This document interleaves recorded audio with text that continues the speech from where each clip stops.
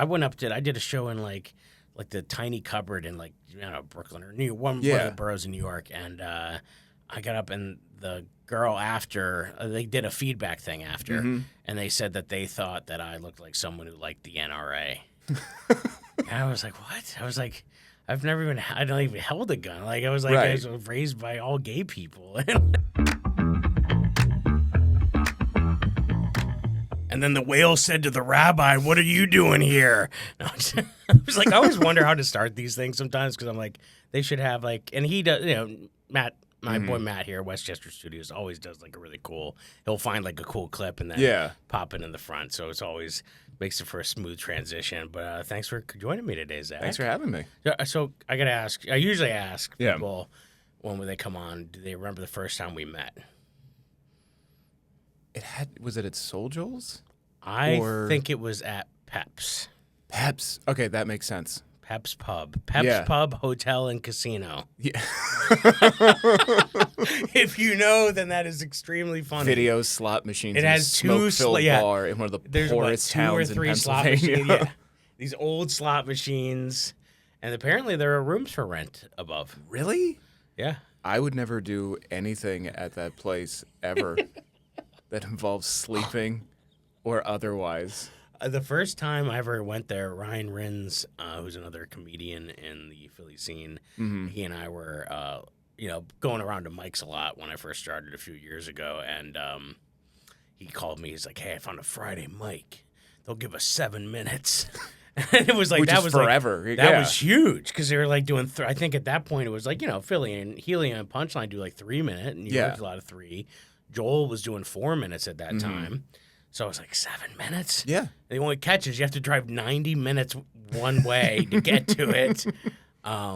But yeah, so we would go up there and we walked in there, me and him, and I didn't know what we were getting into, but it kind of looked, it was almost like being in Scranton. It felt like very much like home for me. Yeah. But so the bar was just somebody's house. It just was a house that was meant to be a house. Yep. And then it turned into a bar. And it was just like we walked in. Which is the story of Scranton. Basically. Yeah, I know. Nobody was in there except for a couple that looked like the kind of people you'd see up there. And then, and I don't want to describe them any more than that. And I'm just walking. I'm like, nobody else is in here except the bartender and a couple playing pool. I'm like, wow, who's going to be listening to us? Is this? And then something happened, and by the time the mic started, people were in there smoking cigarettes and everything. No, and they're a good audience too. Surprisingly, on a Friday night in a bar that doesn't feel like it caters to human beings to begin with. It is a. They sit down and they listen, and they sit in the area too. Yes. Like they sit in the area, they watch the comics, and they listen. And they laugh like appropriately. It's a fun room. It has no right to be that fun. It's my favorite open mic that I've ever been to. If I have it now, like I'm blessed to not have Fridays free. Right. But if I ever have a Friday free, I guarantee that's where I'm going. I loved it. There's Sarah Cartwright is a comedian up in that, like, I guess Lehigh Valley would be the appropriate. Lehigh Valley. So she runs it, and it's like been running forever, and there's nothing up there. So it's so grateful to have a place for comedians to go work. So people come from Harrisburg. Yeah, and they flock there. Like a bunch of comics show up. They usually, if you see on like their Facebook posts, they usually have like 20 or so comics showing up. Yeah, which is amazing. That was the first place I did a showcase where they did an outdoor. I just posted it because it came up my time hop that they popped up like a little tent you would at like a soccer mom would, and they had like a little rug that looked like a 1970s like thing and a mic, and that was it. And then you're outside in a parking lot next to a dumpster, and it's fun. I did that a couple years ago, and people show up to it. That's the most amazing thing. Yes, is that people are actively showing up to listen to anything. It's so crazy. So I mean, comedy's so wild, and you know that. I mean, as someone who's been. Because you'll get in your car and drive all over the place. Yeah, I'll drive anywhere. I don't care. Where's the farthest you've driven in your car? I've driven all the way across the country. I've driven to, what was it? Joker's Comedy Club in Richland, Washington. Richland? And so that's like northwest. That's like it's all the way up there. And by yourself? By myself, yeah. You're a different breed, And then I drove from there to Myrtle Beach, South Carolina. And what are you doing in the car while you're just driving? Trying not to kill myself. Just the whole time you're like, nobody loves you. Just do it. Do you listen to you just music or you podcast? What do you do? It's a combination of I'll listen to music, podcast, old Opie and Anthony episodes on YouTube, and then just straight silence at times because everything else, like I'm tired of music. Dogging it. Yeah, I'm tired of music. I'm tired of hearing people talk. So then I will just go in straight silence for hours, and like maybe I'll talk to myself, maybe I won't, or work out bits, like because it's hours upon hours. It's days on the road because it takes about 48 hours, I think, to get all the way across the country. Like if you didn't stop. Yeah, if you didn't stop. And I don't, like, typically when I'm doing stuff like that, I'm not stopping at a hotel to sleep. I'll pull into a gas station, sleep in my car for 2-3 hours just to get enough sleep to make the next day because I can function on little sleep. I've done 40-hour days, slept 2 or 3 hours, and then did like another 24. I knew people like you existed. And Yeah, they scared me, so that's why I'm keeping you close. That's incredible. I mean, but I get it. Like that's now that I've seen, I'll do all sorts of stuff. Now we're bringing the family. Like I had gotten some stuff in Kansas the one summer. We went out to Chicago and then came up through Niagara, and I like reached out to a club. And, they even got to do some time on like they had an amateur night the night I happened to be driving through. So last minute they were kind enough to give me a spot, and so it's fun how it's cool to be able to see the country like that. I think. Well, I mean, it's fun to be able to see the country because most people don't leave where they live unless they're going on vacation somewhere, and then they're going to a major city or somewhere that's destined or a destination for vacation. So they don't see the middle of the country as much as like a comic does. Yeah. And then you can see all kinds of cool stuff that's out there. And then just in general, nobody travels to begin with. And you get stories out of it. Something will always happen, and if you pay enough attention, you will have a story to tell later on. There was a book I read in college. Maybe someone recommended it. Like that wasn't part of a class. It was just it was called Travels with Charlie. Okay. And I want to say it's a famous author. He did stuff like I want to say it's like Upton or Updike, John. I don't know. It's a famous guy that I should know, and I'm embarrassed that I don't. It's fine. You're an adult. You don't have to know anything you don't want to anymore. But it was him in his RV with his dog, and Charlie was the dog. And it was just him about the stories of the people he would run into as he was traveling throughout the country.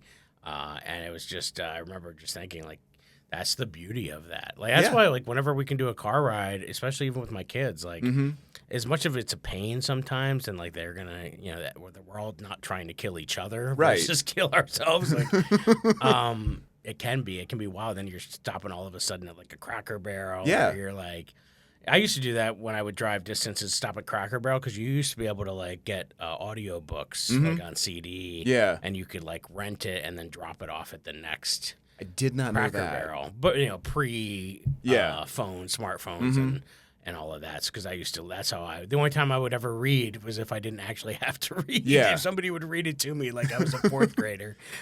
If I'm driving by myself, I will not stop anywhere. Okay, let's just get this done kind of thing. But if I'm traveling with other people, like if they're fun, we'll go and check out an stuff. Experience. Yeah. Ellen Doyle. Oh, right? yes. Very well. Hilarious. Her and I traveled like the road for like 2 months straight. And she would always be the navigator, and she would just tell me, all right, we're going to stop here to check out something. And because of her, I found we went to like the kazoo museum. There's a museum of kazoos? There's a museum of kazoos that show you like how they were made. You get to make your own kazoo. They have all these whistles that you can buy, and I have a Kazoo Hero t-shirt as a result of it. And then down in Georgia, Savannah, Georgia, there's a place called the Gravesface Museum. And it's an entire museum. It's 2 spaces. The first half of the museum is completely dedicated to all the stuff this guy got at like either police auctions or he like stole from like murder sites. So it's just, there's the video of like the Heaven's Gate guy like talking to the people before like they all off themselves. Really? He's got that video, and then there's like an upstairs level that's completely dedicated to John Wayne Gacy. He's got pictures that he painted. He's got prison tapes. He's got his underwear in there. And then downstairs next door is all you can play pinball. It's the coolest That reminds me, there's a comedian, Mike Rainey. Do you know Mike Rainey at all? So It sounds familiar. So yeah, he actually was a Delco guy in Philly, but he just moved to Austin. Yeah. He has a couple podcasts. The one I think was called Little Stinkers, and it's with like Jake Matera. Okay. And they basically talk about serial killers, and then they would often go to some of these sites. And I remember them talking about a John Wayne Gacy, and that was the whole premise of the podcast, was them following certain serial killers and going to the sites. I was like, that's such a crazy. There's so many things you'd never know on the road. Everybody thinks it's like, oh, the biggest ball of yarn, or south of the border, or Buc-ee's. No, there's way weirder stuff. But then there's some really niche kazoo museums out there for you. Kazoo museums and serial killers. My wife and I were. That's why I think when we were dating, I feel like that's how I knew things were going really well, because we would take road trips. Yeah. Because we were both teachers. So then on the summers, that would be like our thing, or on any break, we drove down to Florida. She had never been to Disney, so like we drove to Florida. When we got married, our 1 year anniversary, we drove all the way out to the Field of Dreams. Oh, wow. In Iowa. Yeah. But along the way, we stopped at every baseball stadium. Nice. So we planned it based on when the games were. And then she's a big history buff, so then during the day, we would just go to TripAdvisor and be like, what's near you? And then just go spontaneously. Or she's really into wine, so there was a wine app where you could like find wineries near you. And then there was a Food Network app that was the was it the diners, drive-ins, and dives? That will take you to some of the best food. They had anywhere. like that's how it was just like living through those and just spontaneously saying, oh, let's go here. There's something about that. I like the adventure, the adventurous nature of that. It's awesome that you have somebody that you like actually enjoys traveling and that you can travel with. Like, that's awesome. But it's even better that if there's somewhere that she hasn't been that you have been, and you want to share that experience with her, it's adorable in every way. Because I've been to so many places where I'm like, this is amazing. I hope I get to share this with somebody someday. We became Disney adults after that. Yeah. Because then she got hooked, and I always, remember going to Disney and being in a divorced household growing up. They were battling over who was saving up to send me to Disney. Right. So I ended up going to Disney more than the average kid because of it. But so that was something that I showed her, and we went down, and then we went like right after we got married again. And then we've taken the girls twice now, which is great. So yeah, it's just a lot of fun. And the one time we flew down, but then we rented a car and drove back and took our time because we wanted it to be like a 2-week vacation. So we did 1 week in Florida, and we flew down, and then we just rented and took the drive back. And then it's a wild drive. The last time we drove it. Okay. But we took 2 weeks. So we took like 3 days to get down there, a week there, 3 or 4 days back. And then we stayed in an Airbnb, and I actually worked with board teachers down there and filmed some content while I was down there. So it ended up paying for itself. Yeah. After that, which was kind of, I didn't expect it. It was unexpected. I just happened to be in Orlando, and I texted one of the guys, and he's like, "Oh, we're filming content. You should come by." And hell yeah, that was great. So I was like, "Oh, this is awesome." So I got to do a little work.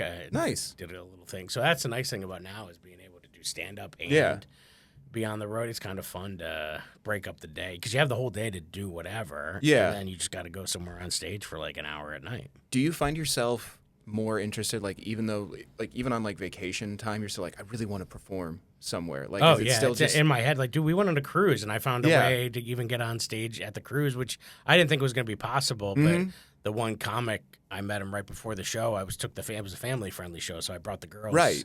And he was just like, "Oh, you want to do some time?" And I'm like, "Yeah, heck yeah!" I have friends that just don't get that. They're like, "You're on vacation. Why would you want to work?" Like, it's not work. It's not work. Yeah, it's fun. It's exciting. And it's a different.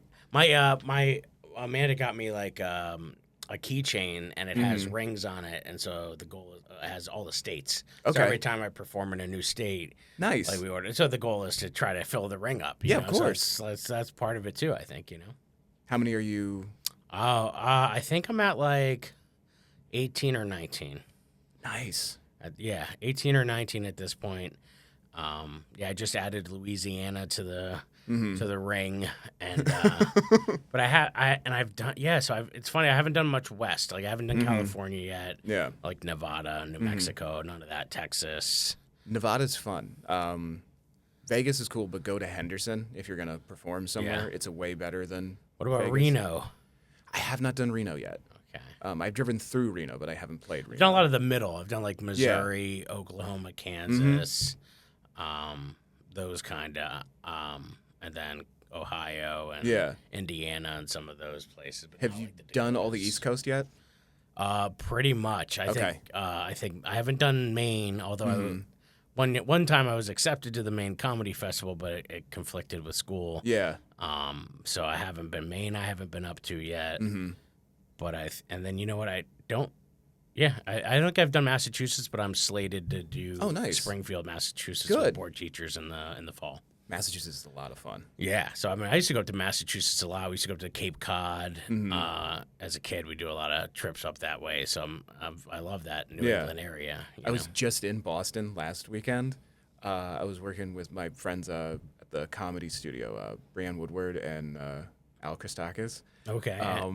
Drove up there Saturday, hung out with them, did a podcast with them, and around 12:30, I'm like, I'm gonna drive home. And just drove straight 6 hours straight.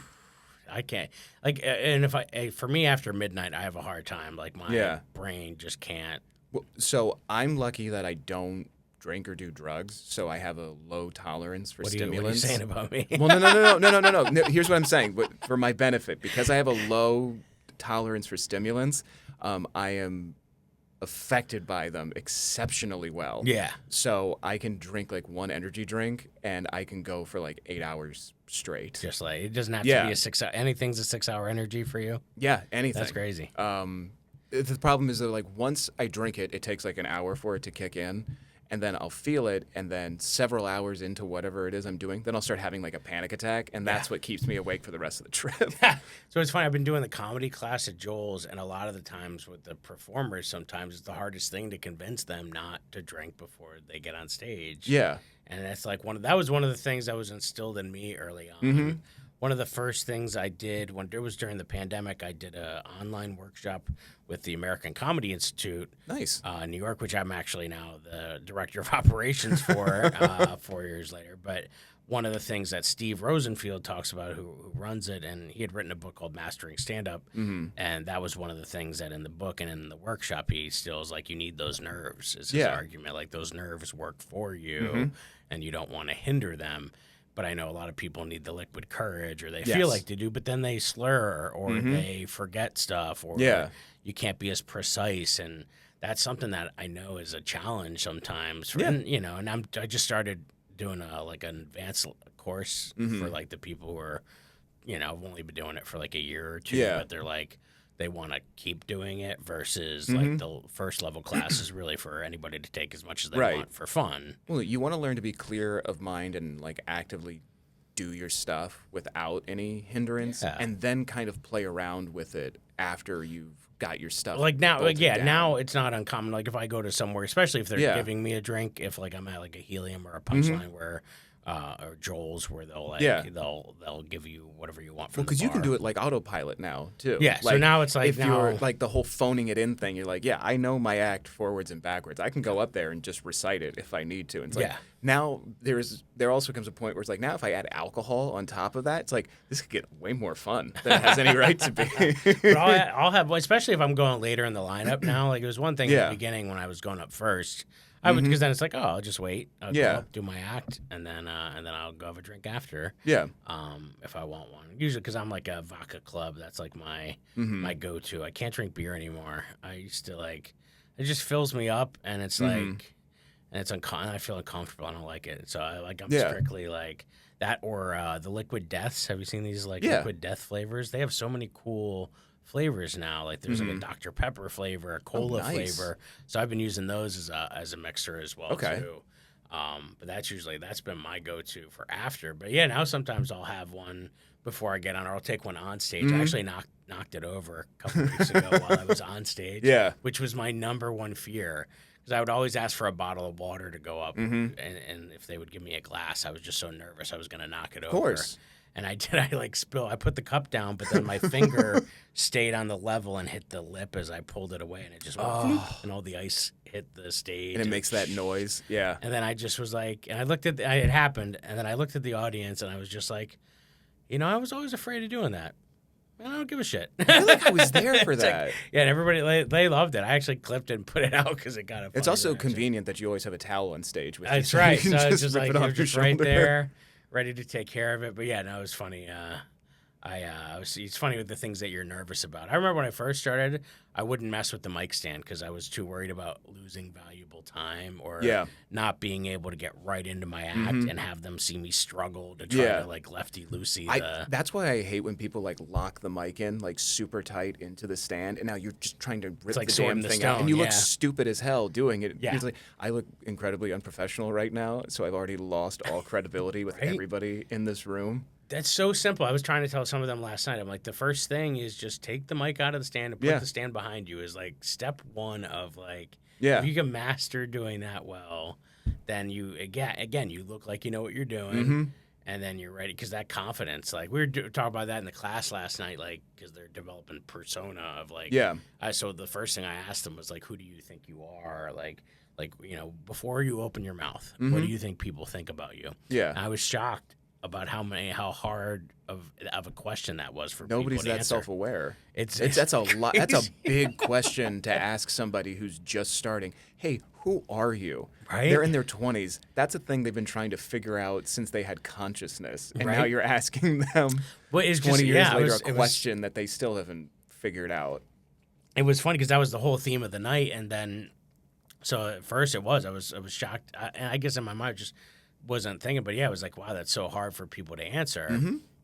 And then we talked about like a comedic persona and how sometimes you don't get to decide it. Right. The audience. I did a show in like the tiny cupboard in like Brooklyn or one of the boroughs in New York, and I got up and the girl after they did a feedback thing after, and they said that they thought that I looked like someone who liked the NRA. And I was like, what? I was like, I don't even held a gun. Like I was like, I was raised by all gay people, and like, but you're also asking super liberal Brooklyn. Well, it's just funny, like just so. Whereas if you went to like the Midwest, like, do I look like an NRA guy? They're like, no, you're a fucking loser. Go away. Exactly, right. So again, it's just like it's amazing the difference of that part. That's so for a lot of these guys who were just starting, you're right. It was like a tough question to ask them. And it was, and then just trying to do things where I let them. I had a fun thing where I let them talk, but I didn't let them know how long. I was like, oh, go do a bit or talk. Yeah. And then an air horn went off, and then when the air horn went off, they had to just stop dead. Awesome. And then they had to stop dead, and then everybody had to say, hey, if I were casting a sitcom, you'd be or you gave off this kind of vibe. Okay. Or so like before they could even get to their punchline, potentially. So that they could start getting an idea from other people. So the other people in the class started sharing what they thought of them. I think that's definitely a way better way to do it. Just because, how other people perceive you at least is going to give you some indication of how like everybody in general is going to see you. And there's a lot of people out there that just aren't self-aware enough. And there are plenty of people out there that you could tell them how they're perceived, and they'd be like, that's not true. But right, because it's only up to the everybody in front of you to decide that. Of course you have. Exactly. And it's not even a comedy thing. That's just like in general. As the manager of a business, as the employee of a business. Like how you look to everybody dictates how people are going to react to you, how they're going to treat you, everything. And I knew that, as a teacher, especially when I got started, I used to make sure I had the beard because I have such a baby face that like when I started, I was 22. And they were 18 because I was teaching like an upper level class. So there was only like a 4-year difference between us. Right. And they can't see. If they see that, then there's no respect for you. Exactly. So it's the equivalent of me looking like an idiot taking the mic out of the stand. And that's so that was, so it's a thing about life. That's what comedy is. There's so many comparisons to that. That's why I think for me, like even starting it later, just being a teacher for 20 years or something. Because you're standing up in front of people. You're having to make a decision on how you're going to carry yourself, how people are going to view you. All of those things are important. Stand-up or I think teaching also just helps you in general in life, just for how people are perceiving you, how they're looking at you. And then also it helps you in conversations with people, like being like in the dating scene again, which sucks, but stand-up helps in that sense because if you're out with somebody, you can see from their body language how they feel. And that's something that you pick up immediately in stand-up based off of how somebody laughs, because everybody thinks a laugh is a laugh. It's not true. there's certain types of laughs that you're looking for. There's body language. There's how somebody's responding to you, how like what you hear in their voice.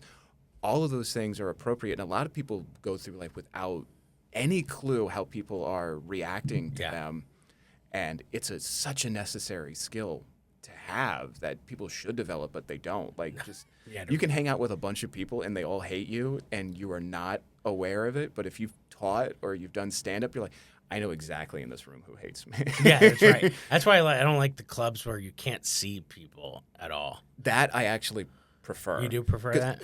So first of all, I don't look at the audience at all. I do not like making eye contact with the audience. It makes me really uncomfortable. So I'm always like looking right over them. I'm always looking over them, looking in the back of the room, and everything else is just audibly listening to everything that they say, how they're reacting. So that's where, like, I know there's different types of laughs. There's different types of reactions. It's almost like you're like a blind, like you're losing, you're taking that sense away and focusing more on the oral. Yeah, because then you can hear, like, everybody in the room, and you can hear the people in the back and how they're reacting to things as opposed to the people in the front. And that also kind of, like, helps you, like, socially, like, control everything as well, because you can go like, I know there's people in the back who don't like me right now, but you guys enjoy me, so they don't matter anymore. And then those people now like you a little bit more because they think they're in on something fun that the people in the back aren't, or vice versa. Like, sound to me is the most important thing in all of it. But yeah, there is something important, because I think, like, in a lot of early comedy classes, they'll tell you when you hit a punchline, like, look at somebody directly. To, like, deliver it to them, because if they laugh or they're given the cue to laugh, it'll tell everybody else, because laughter's infectious. Yeah. And for me, I'm like, this is never going to happen. So yeah, make it as dark as possible in here, because my act is also not. Yeah. My act's dark. Absolutely. It's messed up. So it's better to have people in the dark, because they're less inhibited. They'll laugh more at something that, you know, they're not supposed to. So I've always just liked a dark room better for those reasons. Like, psychologically, it's in my favor that people can't see each other and they're just in the dark laughing at something. I think for you, though, you are comparatively a nicer person. Your act is more catered to... It's all those alcohol and drugs I'm taking. Yeah, exactly. You're more catered to making people, like... you are a comic that helps people forget about their problems. I'm a comic that reminds them about their problems. I think, too... well, you're right, to the point of, like, I've been doing... I was up at the Comics Roadhouse up in Connecticut, and it was a competition style, and the audience was rough, because the host came out, they were That's not a rough responding, competition. And he was trying to crack them open and went harder at being hypercritical of them. Yeah, they which do that. Didn't work. Nope. And then he just started bringing up the 3-minute, like, opener acts, and the first guy it couldn't even take 3 minutes. It was just so bad. He got a woman kicked out because she started yelling during the host set, and then he invited somebody. He's like, well, what do you guys want to talk about? I'm like, oh, no, don't do that. You only have 3 minutes. Completely given up. Now you've given them control. And she got up and talked, and that was the second time, so the guy came and kicked her out, and that was the end of his set. But, like, they were rough, so that when I got up there, even some of the features in front of me who were guys from New York that were I've seen at, like, West Side Comedy Club and are good comics. So I was starting to do that, where I went to the audience, like, before the punchline. I'm like, sir, do you remember what middle school smells like? Or, ma'am, do you know what a taki is? Like, and so I was, like, doing that, where I was using that to kind of, like you said, train them to, like, engage or in the appropriate way. Yeah, exactly. Like, I'm sure they've done studies on it, but there's so much psychology in comedy that really is kind of like, people typically, I would say, don't pay that much attention to, because it's like, oh, you're just making people laugh. You're like, there's a whole other level going on. Well, anything, I think when you get into the zeros and ones of it, like baseball, like any of those things, like, you're right. It does get intricate once you step into the realm of, like, right. But with sports, you're focusing on your actual opponent, the pitcher, the guard, whatever. That's the psychology that's happening there. With the arts, entertainment, whatever you want to call it, your opponent is the audience, and, like, that's who you're playing against in a way. Yeah. And for us, you're directly talking to the audience. Where, like, a movie, it's like, I hope they enjoy this part of it. Yeah, you're breaking down the fourth wall. That kind of concept of connecting with. I've said this on here before, but, like, the concept of my favorite definition of stand-up is making a room full of strangers friends. I think That's a great way of looking at it. Great kind of concept. Well, where were you in life when you decided to get up on stage and try jokes? Like, at what point in your, how old were you? Where were you in the world? What were you doing? I'm 30. I'll be 38 next week. So Happy early birthday. I think I was 21 when I started.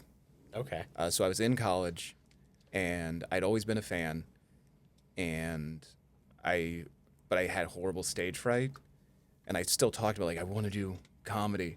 So my girlfriend at the time found an open mic in Scranton. It was at the old Wisecrackers at the Clarion Hotel. Oh, I know exactly. Up by, yeah, Yep. I know exactly They had where a you're comedy at. club in there. She found out that they had an open mic on Wednesdays, and she's like, you're going to go to it. You're going to go to it, and you're going to do it. We're going to sign you up, and you're just going to do it. And I went with my entire body going, just don't do this. Don't get involved. Your dreams don't matter. Don't do this. And I went up, and I don't think I did 5 minutes total. Do you ever remember what you were talking about? Did you have a plan? Or I had a set list, but it's never the length that you think it's going to be. No. And then also, I don't like telling people that this is like somebody's first time. Most of the time, an audience would be like, okay, let's give them the benefit of the doubt, but this is Scranton, so they're like, oh, good, we get to ruin this person's life today. So they say, first time on stage, and then I mention that I'm an English major, and somebody goes like, oh, well, good luck making money with that. And I didn't have the skills to tell them to, like, shut up or insult them. And I was just like, thank you. and then you curtsied. Yeah, exactly. I'm just like, you're my boss today. But the host was like, you have something, keep coming back. And that's all I needed was just one person to encourage me. That was like in the world of it.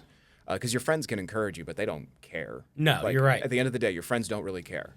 They're happy with whatever. If it makes you happy, they're happy for you, but they don't actively care what you're doing. But if somebody in that world is just like, no, we like what you had to say, come back here. You're just like, the people I want to like me. Right. Okay, cool.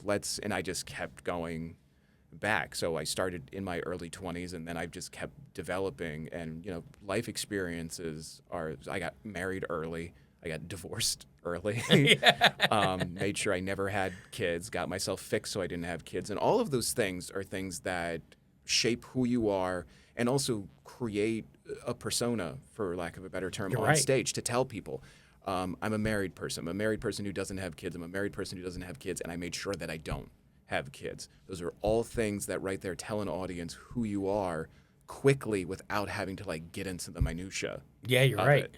That's because you're almost like a haiku. You're trying to, like, I like used to watch this show with my grandma, Name That Tune. I can name that tune in 2 notes. Like, so how little can you say to plant the seed of, so that they in their mind have that set up so that you don't have to waste time with it. Exactly. And then again, you just learn over time. And for me, like, the rule was always like, you have to be clean starting off. I was like, I'm never going to do that. That's not the way that I think. It's not the way that I operate. So I was always kind of going uphill with my act. And it took me years to really figure out, like, how to be me. Because it also took me years to figure out who I really am. Yeah. And then, just over time, you just develop and you figure out how do you get people to like you, which, again, that's the core of it. Yep. And over time, I figured out, like, okay, this is what's endearing about me. This is what's interesting about me. Let's keep running with that. And that's how it worked. But it was tons of self-awareness and more than enough self-hatred to get it all together. Well, yeah, even that was talked about that last night. One of the things was like that your persona evolves as you evolve. As it should, too. Yes. You should always be changing. If you look at yourself 10 years from now and you're still the same person, you've failed horribly. Or if you look at something you did 10 years ago and you're like, that's the best work I've ever done, you're like, you're failing. Yeah. You should always be improving, or at least be able to look at something you've done in the past and go, here's how I could improve this, or here's what can make this better. I watched stuff from a year ago and cringe. I've got stuff on YouTube that I can't get off because I forgot the password to the account that's stuck there forever. And I hope I never become famous just because I don't want that ever getting out. I always worry about, I always worried about that stuff in the beginning for me, and like anything coming out that wasn't curated or now part of it. Now, like, that cat's out of the bag. Well, I mean, I'm still in charge of the stuff that's out there, and for the most part, I'm proud of what's out there. But I wouldn't put up stuff for the longest time. It was like, oh, this isn't good enough, or that's No, not. but that's smart. There's plenty of people that are like, I got an hour. It's like, yeah, go ahead, put your hour out 6 months in. How great is that going to be? It never goes well. And I'm like, and now I'm getting to a point now where it's like, okay, now I want to have, like, because my goal for myself was like, oh, what are the things about me that are interesting or unique? And then it's like, all right. And then I would just start with the 5-minute set and then build and build and build. So it was like, okay, dad who trying to figure it out. But like, that's a pretty common trope. So then for me, it's like I came from a very unique upbringing. So now I'm trying to process what it means to be a dad, but I was raised by women. And then when my dad came around, he's gay, and my other male in my life was also gay. So so I'm trying to build the dad around that. Then the having the autistic daughter, and so all of those. So I'm just building those sets. And then, I'm a teacher, but I'm a Spanish and Latin teacher, and I look like this. So then there's like these layers of things that I think are super unique, and that's what I hope. When I talk to some of the students, I'm like, you got to figure out. And Steve Martin said it took him like 7 years to figure out his persona or get to a level. Because you're right, it's like it could be evolving and changing. And this backwards hat, this might be the new thing. It might be. You never know. You just go up on stage. I did it last night. I might do it tonight. I might just wear it on stage. And I'm closing out at Joel's for the Best of the Burbs. Yeah. So I might go backwards hat today. We're gonna see how it feels. Never know. Like, all right, I'm just gonna wear a leather jacket all the time, no matter what the weather is. I'm the leather jacket comic. Well, I kind of like it too secretly because it'll catch my sweat. That is a very good point. So I'm like, then I don't have to necessarily. I'll have the towel with me, but I don't have to use it. Right. And I'm like, I can just hide it. But then I'm not hiding my face because I don't have the brim in front of me. No, that is I love Paul Spratt to death, but he always wears a hat with a brim, and it like darkens his eyes. Because I think it's probably for him too, probably a sweat catcher. I would think a lot of people like Dan DePriel. Absolutely. I know do that as well. I mean, it does add a level. Like Dan usually wears a hat that says something, so it has this kind of like. All of those things are out there to establish who you are and indicate to an audience what's going on about you. And there's like with Paul too, because Paul's stuff is so good. He's like a level of mystique. I think it adds a level. Oh, absolutely. Well, Paul's graduated to just jeans and a black T-shirt. Yeah, like eventually all comics get there. That's sort of my classic. Simple I like thing it. that you can wear because you also don't want anything detracting from you. Yep. Either if you have something written on your shirt, people reading that. Right, they're trying to read that. If you've got colorful shoes or something like that, it's like, is that detracting from me? So there is there's something smart about just wearing the most basic, boring thing. But at the same time, it's like, all right, now what's separating me from everybody else? Because, all right, you're just another white dude wearing jeans and a black T-shirt. The way you perform, or there has to be something else. But I was talking about that with them last night because what you wear up there is people are already thinking something about you out of the gates, and that's and that's life too. You dress for the job you want. As a teacher, I remember when I first started, I always wore a tie. Yeah, and now I wear a T-shirt. I wore almost like what I would wear on stage to school every day, because it was just a plain T-shirt, and like I just, after COVID, things changed. Because during COVID, I wore like scrubs for a while when we went back. Oh, wow. Because at first my mom was living with us and, compromised. So I was like de-dressing every day, throwing it in the laundry. Right. So then I just wore scrubs for the 2 years of COVID.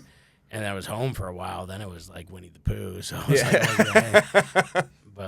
so now it's like, now I'm back to like dress pants, but like just a simple T-shirt or whatever. Yeah. It's comfortable. And now I'm like, hey, I've been 20 years in. I'm like, I've earned this. I'm doing the right. Exactly. It doesn't change how I teach or whatever, No. So I'm not wearing a graphic T-shirt or anything like weird, But I think it's interesting. But I think there are. I think that's the thing I've realized is that comedy.